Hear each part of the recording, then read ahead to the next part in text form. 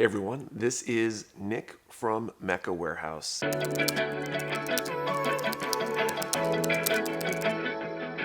Today I wanted to talk about what I think is one of the most important subjects when we're talking about Gunpla in a 2021 world with shortages and the difficulty to get kits and things like that. And that is the idea that we really shouldn't have to buy things at inflated prices. We should never have to overpay for kits. And I want to kind of explain why and how to navigate that to avoid overpaying, and maybe discuss a few of the reasons why you might want to overpay. Before I can really explain why you shouldn't overpay, I think we need to start and talk about how kits are made in the first place. So the kits, the runners are made via plastic injection machines, and those machines basically take a mold. And that mold represents each runner. So a kit that's got 3 runners might require 3 molds. A kit that's got 10 runners might require 10 molds. And basically when they decide to manufacture a kit, they install those molds in one or more machines to inject the plastic into them.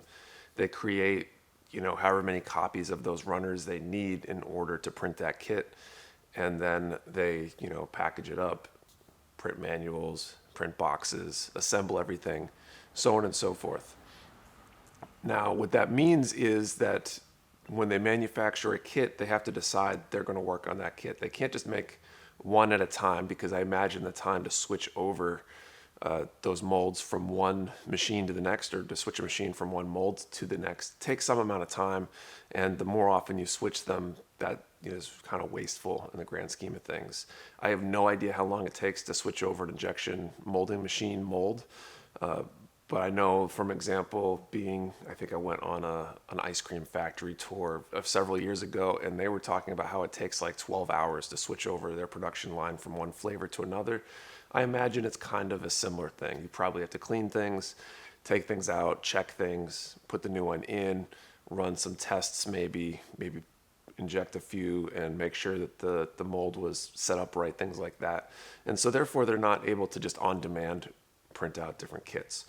And that's important because that means there's a finite number of kits that they can manufacture in a given month based on how many machines they have and how many times they want to switch over those machines. So that takes us to the next piece of this puzzle, and that is that kits are manufactured in batches like we're talking about, but those batches are not necessarily made regularly. If you look at the entire catalog of Gunpla, there are probably many hundreds, if not thousands, of kits at this point. I know we've got quite a few different kits in the warehouse at any given time, and there are a ton that we've had that we don't have now. And I know that there's even more kits, probably more kits than we've ever touched, that are out there that just haven't been remade recently. Bandai decides what to produce these days based on taking orders from everybody. Here in the US, Bluefin takes the orders from all the shops that they supply. They send out a list of everything that they might make. Everybody orders what they want. And then from that aggregate of all those orders, they decide to produce maybe kits A, B, and C, but kits D and E, maybe they didn't have enough orders to make it worth tooling up the machines and printing it. And they'll just revert that to, delegate it to a list to maybe try again in the future, maybe when demand has changed for that particular kit. Now, certain kits are wildly in demand. Everybody loves them. They're really popular kits, well reviewed. They're popular mobile suits, perhaps. Sazabi Verka is a great example of it. That seems like that kit is produced at least once a year, maybe more often. And so as a result, we see that kit very frequently. Same goes for things like a lot of the Gundam Wing kits. I've seen Master Grade Epion at least once or twice a year now since we started. But there are other kits that we've seen, once. There were some obscure high grades from Seed Stargazer, I think, that we got them in. They sold super fast because they haven't been on the market, but I haven't seen them since we started, and we haven't seen them since, although it hasn't been that long since. Other examples, the Real Grade Unicorn. We just got them in. They're in stock as of us publishing this video, I believe.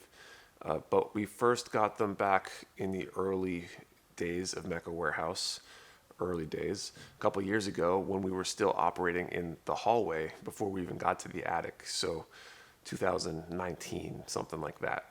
So some kits get produced every few years, some every, couple times a year, and other kits don't get produced very frequently at all.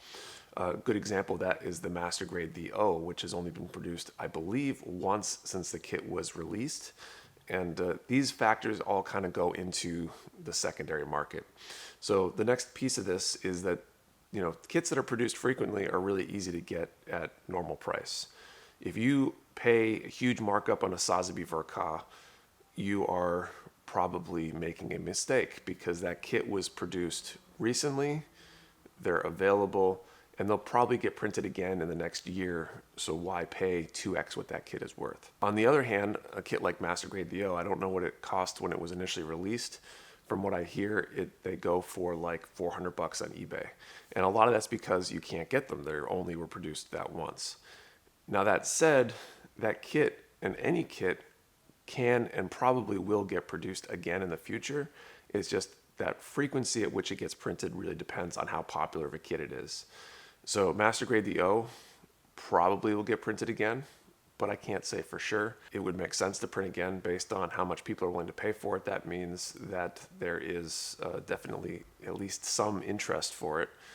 But I haven't even seen it on order forms. I know if I did see it, I'd probably order a bunch based on how much that markup is. So with all that said and all that information about all these things, about everything having to do with how kits are produced, that means that if there's a kit you really want, unless you need that kit tomorrow for some reason or need it, right now, perhaps you are entering a build contest and you have this great idea and you need this particular kit, you need it in order to produce the end result you want, then it might be worth paying a bit of an extra markup on it.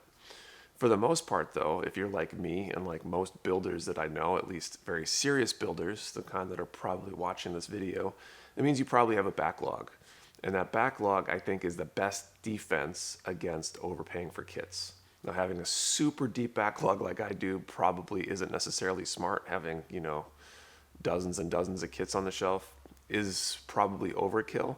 But having, 5 or 10 kits that you plan on working on, you can work on those kits when you have them and as you get time. And when you notice a kit that's one of those Grail kits or one of those kits that you really want available at a good price, perhaps at a restock, or if it's one that's been out of print a while, maybe you catch a good deal, you monitor eBay or other Facebook marketplace groups or whatever and find it at a good deal, then maybe it's worth snatching up.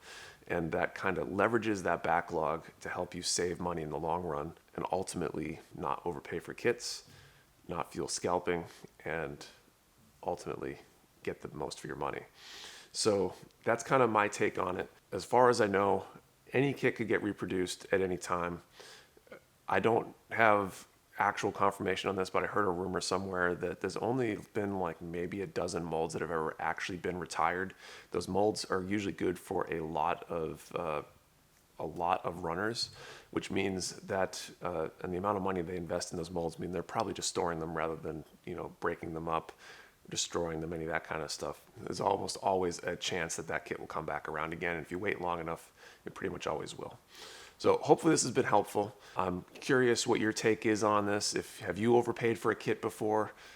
Would you still overpay for a kit knowing the information that we kind of threw out there in this video? Thank you for watching and see you next time. Later.